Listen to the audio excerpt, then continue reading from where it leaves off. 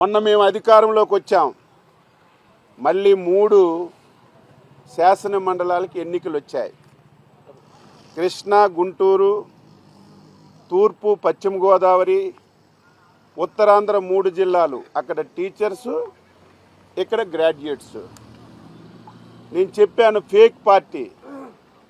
ఈరోజు ఉత్తరాంధ్రలో teacher elections ఫలితాలు వచ్చాయి.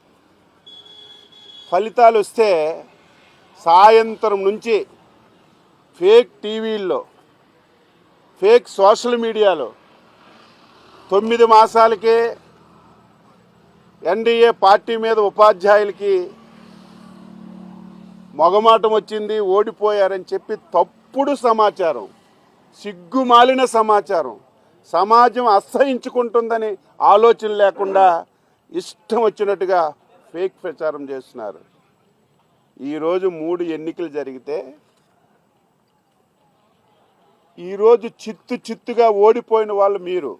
కనీసం నీ పార్టీ నుంచి అభ్యర్థులను కూడా పెట్టుకోలేనటువంటి దౌర్భాగ్యమైనటువంటి పార్టీ నీది, నువ్వు అని చెప్పి నేను తెలియజేస్తున్నాను. ఈరోజు అభ్యర్థుల్ని పెట్టకుండా ఒక ముసుగులో డ్రామాలు ఆడారు.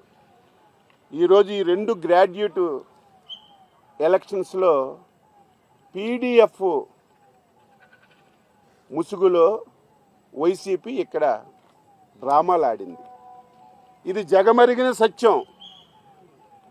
ఈ 2 శాసన మండలి ఎన్నికల్లో వైసీపీ పార్టీ పీడీఎఫ్కి సపోర్ట్ చేసింది. వారికి సందర్భంగా అడుగుతున్నాను, ఈ 2 స్థానాలు బంపర్ మెజార్టీతో